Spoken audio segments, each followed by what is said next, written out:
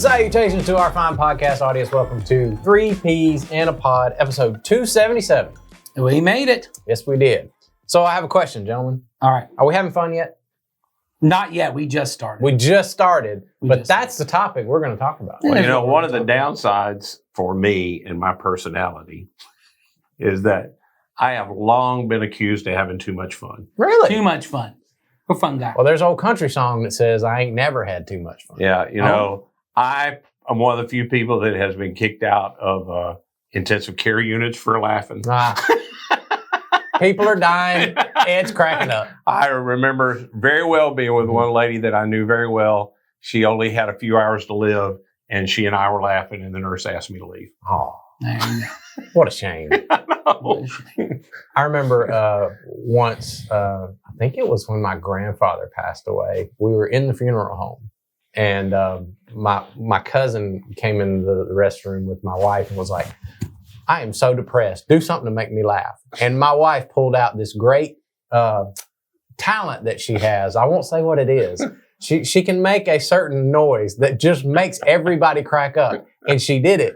And they're cackling, laughing in the bathroom. Everybody wanted to know what in the world was going on in there. We were having a good time at Granddad's funeral. Being able to laugh, really at any moment is a gift. It is. But Laughter is a good medicine. I think there's a wise book that says that. That is good. That is good. But I just think in general, like it is a big gift that when you go a period of time where you realize I haven't really laughed a really good laugh in a while, you notice it. You feel it. Sure. Yeah. Mm-hmm. There are seasons of life where you just don't laugh a lot because things are really hard. And then, like you said, someone shows up and something happens and it makes you deep belly laugh. The other side of that, I would say, is I'm also a fairly easy crier. Sure. In that, you know, there are movies that make me cry. There are situations I'll see that those two ends of the spectrum they've always been with me. Mm-hmm. And I think they're both fairly important. Yeah. Mm-hmm. So I bring up that topic because Nathan brought a question to us today. I did. When y'all don't send questions, y'all got to deal with Nathan's questions. So this is Nathan's question today in episode 277. Yeah. So the question basically goes along the lines of, do Christians have to be super serious all the time? Because we're dealing with important things. We are believers who are interacting with the most important being of all time, right? Mm-hmm. The Godhead, yes, right? But also dealing with important matters in the lives of other people. I believe part of being a believer is I'm supposed to be invested in the lives of people, one, who don't know Jesus, but also among believers, they go through difficult things. And my job is to come in and love my neighbor and help them through difficult things. So does that mean if I'm having fun or I'm involved in frivolous things, am I somehow derelict in my duty as a Christian? So, you know how my mind works. I got hung up on a word you said. It would be really important then to define frivolous. Okay. Is having fun frivolous? Is that a problem? Mm-hmm. And are there times when to be fully human means that I should have a good time? Is that what we're getting at? Because if we believe Jesus is the human, he is the God man. He did that. Do you think Jesus never in all his time on the planet laughed? Because if he's our example, then you have a Savior who is a very somber.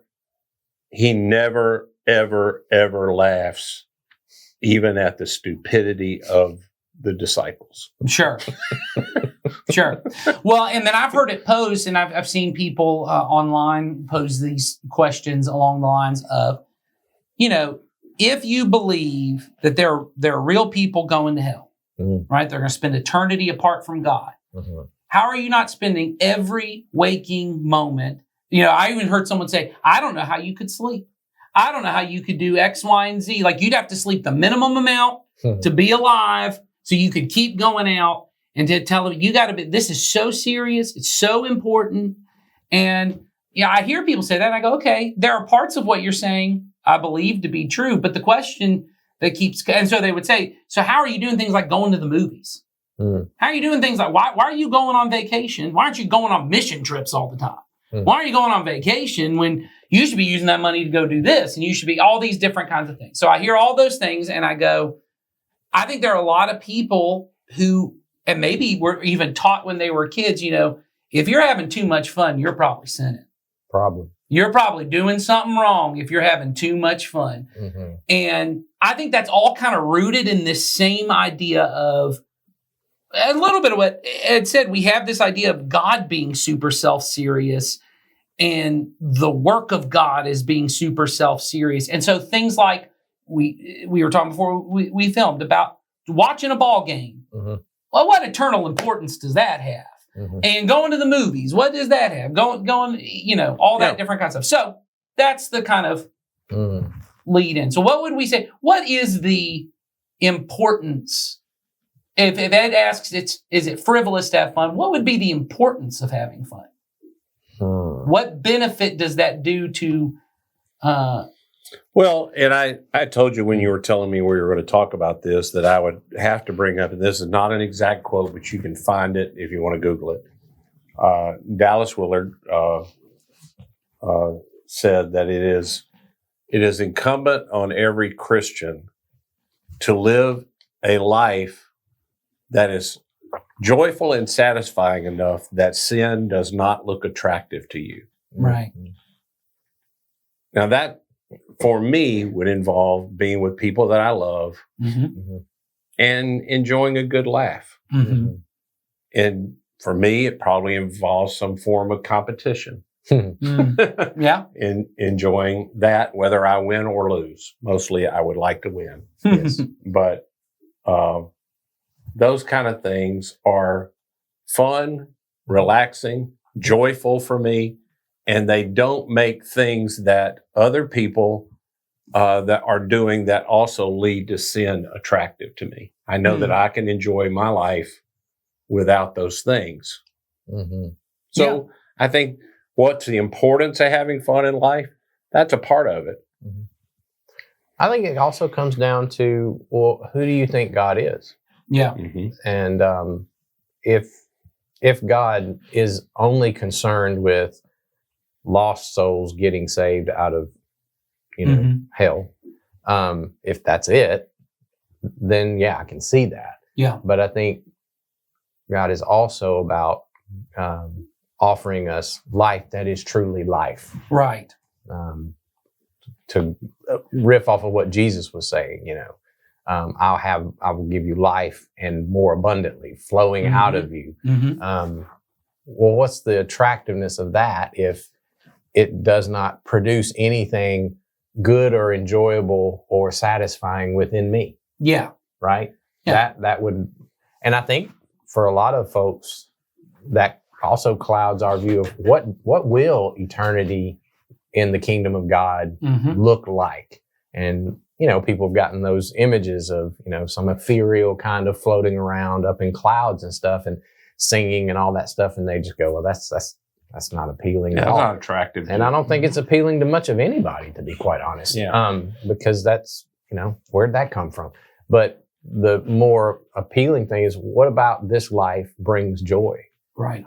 We know that in the kingdom that will be perfected and in all ways removed of all of the sin and the things that have tainted it and keeping it from being all that it should be. And so we will enjoy God and that life forever, which I think probably means we will be producing things and working and discovering and learning and laughing and all the things. Yeah. And so part of what we're called to do as Christians is to bring the kingdom here and now. Yeah. And what does that look like now? So we bring that into the world as salt and light so that the people of the world look at that and go, yes, that's attractive. That's something I want. You find that in the kingdom of God, his way. So, and I think if all good orthodoxy grows out of my understanding of who God is, like you just talked about, who God is, and all good orthopraxy, which is how I live out my orthodoxy,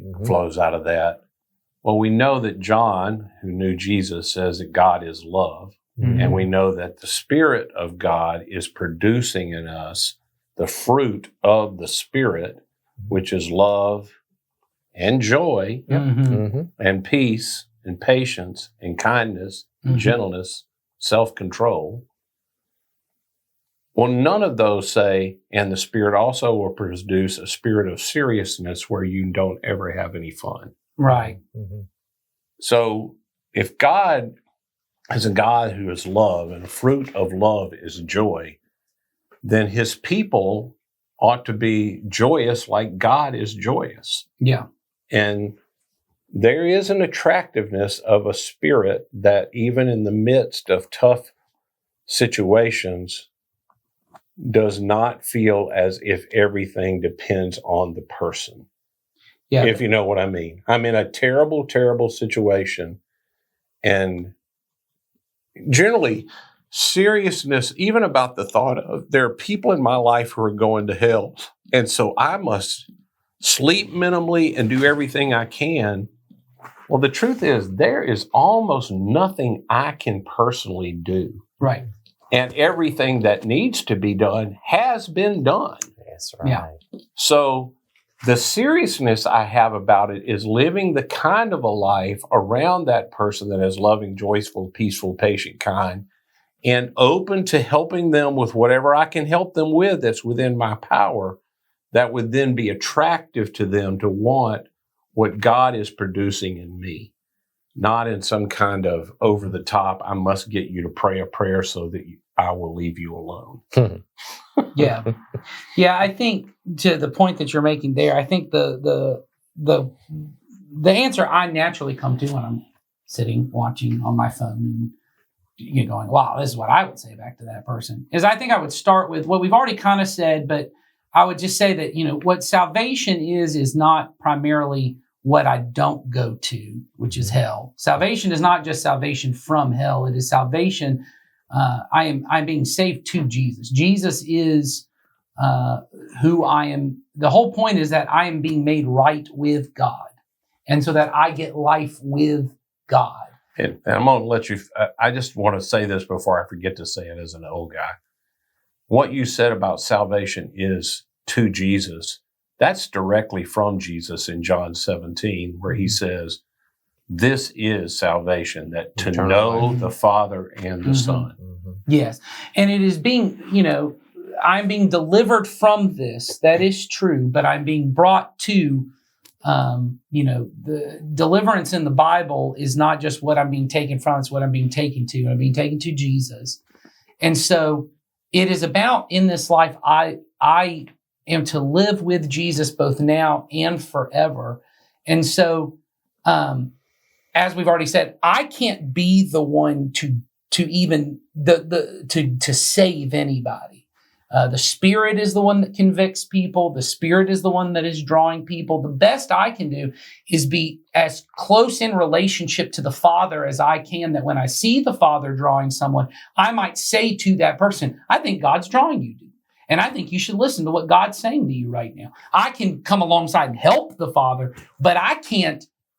There's not any activity I need to produce to make that happen. So living a life without sleep or, without any kind of pleasure or fun in my life wouldn't even produce the goal that someone would say for me to do. But I think it actively hinders my ability to live life with God, because what joy and fun, rest and relaxation, it's why God gave the Sabbath to the people of Israel. What it naturally does is it makes me a less self-serious person, because seriousness by itself is me turning in on myself and making myself the most important person in the world.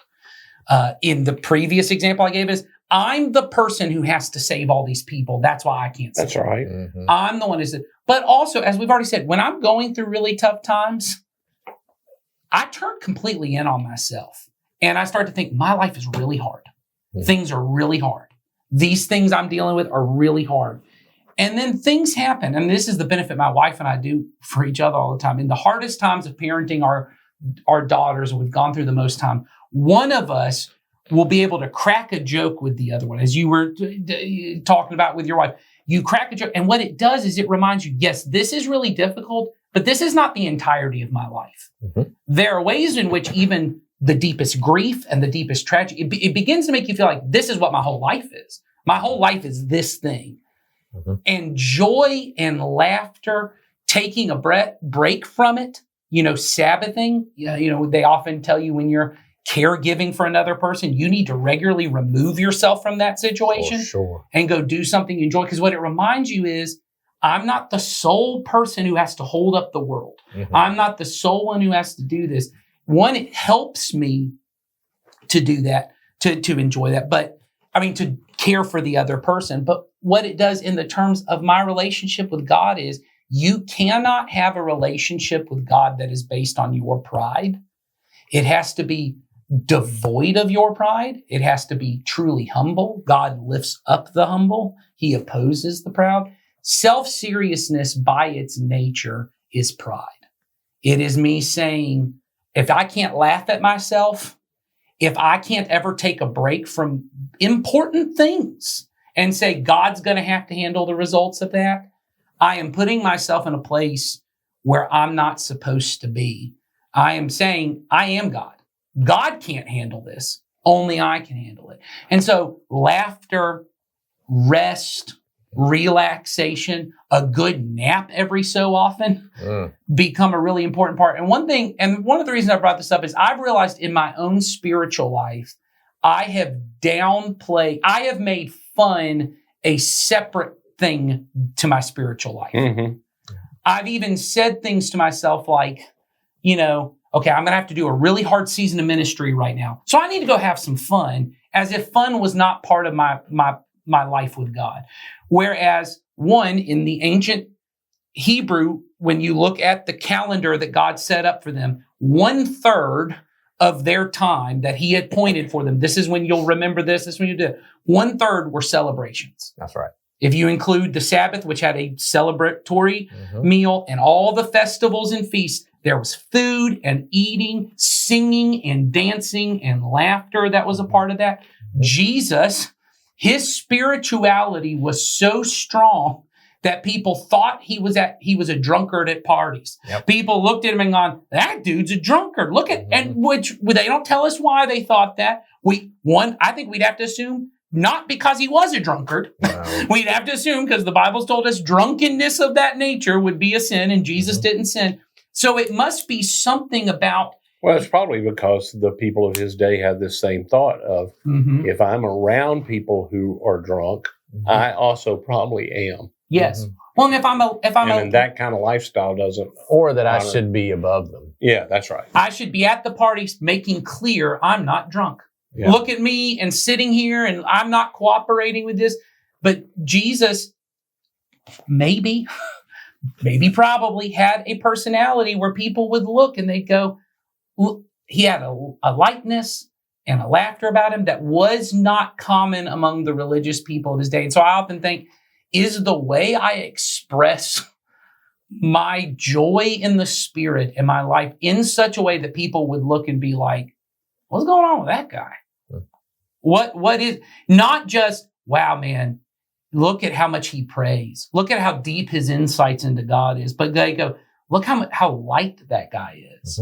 Look how enjoyable he is to be around. Look at how he gives life to people. And I think about this, Jesus with children.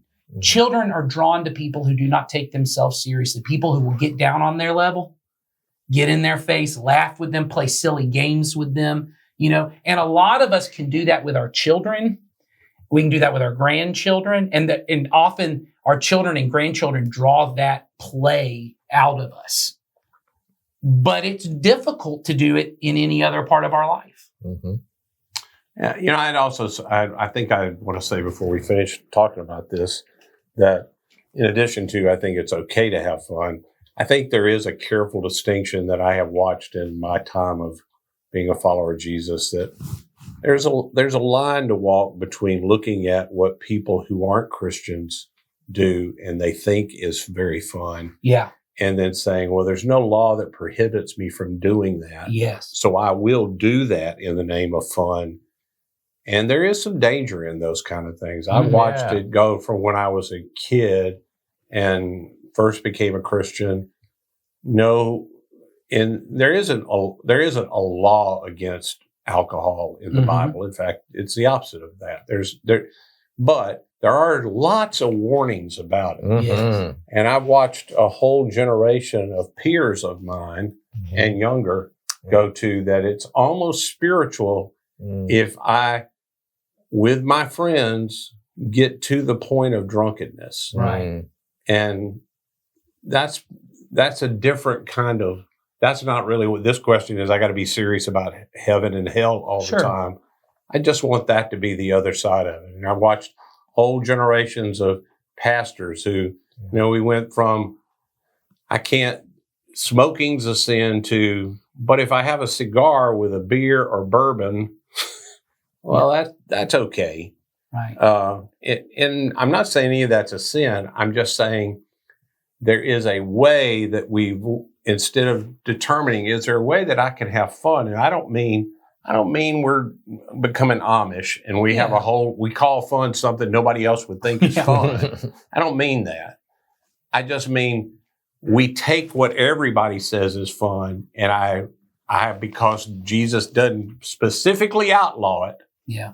I will smoke marijuana and I'll do whatever in specifically, I'll do that. I just want to say there's a fine line to walk in there. And I thought as the old guy, I should throw that in. Well, I think on top of that, the one thing I would throw in, because I had this thought earlier when we were talking, and then it fell out of my head. But, there's this phrase that, and I'm not saying that the heart behind this phrase is wrong, but there's this idea, I think, and this is a pastor I respect, so this is not me bashing another thing. I think it's Craig Rochelle who says it, but there's this phrase of if you sin and it isn't fun, you're doing it wrong.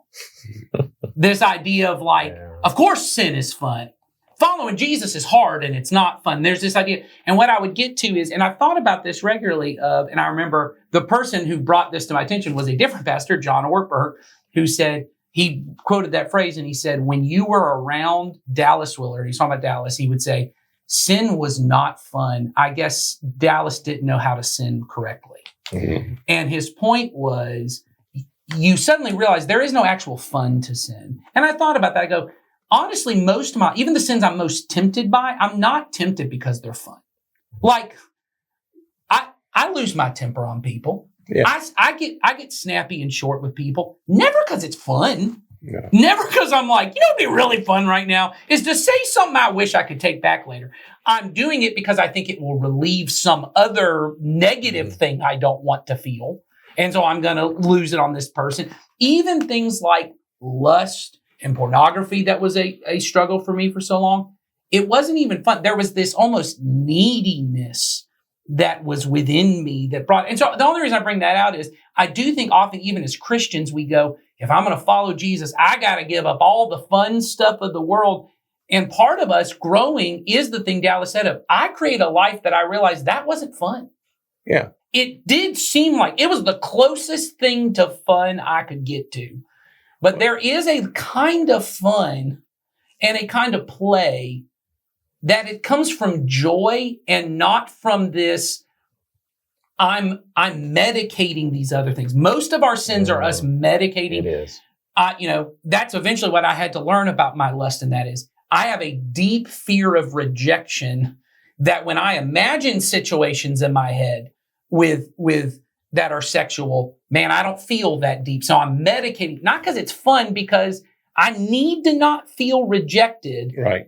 But there is a kind of fun with people who I know love me and care about me, and I can actually become silly. That is why it works with my kids to play, because I know they love me and they're for me, and I can be silly and I can laugh at myself and I can do things that I wouldn't do in other places. That's actual play because it's coming from joy. Well, and the thing that I was talking about, I do think there's been a fear in my lifetime from Christians of, I don't want people who don't follow Jesus to think I'm not cool. I'm not like them. Mm-hmm. Instead of, there is supposedly supposed to be some distinctiveness about us that's more than what we hold in our head. Mm-hmm. Yes. It's about the way that we live. So I didn't want to get all off into that kind of thing, but I do think it's important. I think there's a line, and that's not necessarily a seriousness about it. And it's not legalistic. Right. It just is being aware that there are danger. All of those kind of things that other people do to have fun, there's a real danger behind almost all of it that the enemy is lurking behind, including, I want to win everybody from Jesus, so I'll be serious all the time. There is a danger that the enemy lurks behind that, believe it or not, of I'm better than even other followers of Jesus because look how serious I am and I take this and it becomes about me. That line is really important to get clear in your mind of Jesus is the one that saves. Jesus produces love and joy and peace and patience and kindness in me as long as I allow myself to be drawn to him. And I don't have to try to do these other things that people who don't have the Spirit in them produce it. They're trying to get what Jesus gives to me for free from a bottle or a pill or a joint or something. Yeah, that's the way that Paul talks about it is don't get drunk on wine, get drunk on the Spirit. And that's not a legalism thing. What he's saying is what you're trying to get from medicating with this other stuff. Yeah. And currently, I think one of the big ones, and this is a whole other podcast, politics is one. It's a feeling of I'm better than those people because I have these right thoughts about the way things ought to happen in the world. And the truth is, most of us on a common level don't know enough about what's actually happening in the world to have most opinions about anything. Yeah. Well, and I would argue for many people, it's our phones and it's this, I'm medicating. I don't ever want to have a moment. I'm getting dopamine hits that are super easy, which then cause other problems because now I'm reliant on that dopamine, which I will find from overeating or other, whatever the thing is that do become super negative things. And even if what I'm looking at on my phone is not sinful. Yeah. This, all of that. And so I think there is a becoming people as the quote you said from Dallas is the thing, becoming people who live such deeply rich lives with God and with others that I go, I don't have to ever medicate with sin. I'm living out of the fruit of the Spirit of joy and peace and kindness and goodness, not out of this neediness that we all have. That is incredibly important, and not just because it's attractive to other people, because once again, it's the Spirit that attracts people. It's not, as Ed already said, it's not my job to be a cool Christian to get people to want to be like me. It's my job is I want to live with the Spirit, and the Spirit will produce these things in me. That becomes really important. And so to answer the original question, I think we should maybe be having more fun. I think a lot of us should be looking out and going, play may be part of my spirituality. Or I should be asking, is this thing I'm doing that I call fun producing joy in me? Sure. Which is a different thing. That's right. Joy is the ability that I have that no matter what situation I'm in, I have this buoyant ability that I'm going to be okay. Yeah. And laughter and having people around you that hold you close, including the Lord, certainly give you that sense of, I'm okay. Yeah. Life is okay. This hard thing is hard, but I'm okay. And just fun for the name of fun, you can't play enough fun games with anybody to produce that. Yep. You can't drink enough to do that. You can't. There's just, and you can't be serious enough and win enough souls to produce that either. So this weekend, we're having a little fun at our church. We are. Yeah. Fall Festival. It's Fall Festival weekend. Woohoo! That may be why we talked about this. That was part of the thought we had. Yeah. Get out there, have some fun, and enjoy it. Throw a kid on an inflatable. There you go. Are we dunking people in water this year? We got a dunk tank. We got a dunk tank. I hear you're going to be on it, Jason. You the first one that heard that. I'm excited for this. You are the first one that heard You that. heard it here I first. think you made that up. And he heard it here first. I think you just made that up. Because nobody heard that. Nobody a lot heard of people just heard it. Ain't nobody heard that. Nobody. Jason on the So, duck tank. That's not fun. Come on out. That produces no joy. It's a softball that you get to throw it at the target. I've been in the dunk tank before. If it's a nice temperature, it's not that bad. If it's cold, it's more fun for the people throwing. This Ain't no joy coming out of The that. current day that we are on today would have been terrible to be in the dunk Oh, tank. It's cool out It was today. 40 this morning when I I woke know. up. So That's cold anyway, for Georgia. Whew. All right. Well, we'll be back next week. We'll have some fun this weekend. Yes. And hopefully be Jason back in a with another topic. wetsuit. Nope. That's less fun. That's less fun for the people seeing it. So don't picture that in your mind. Have a great week. See you later.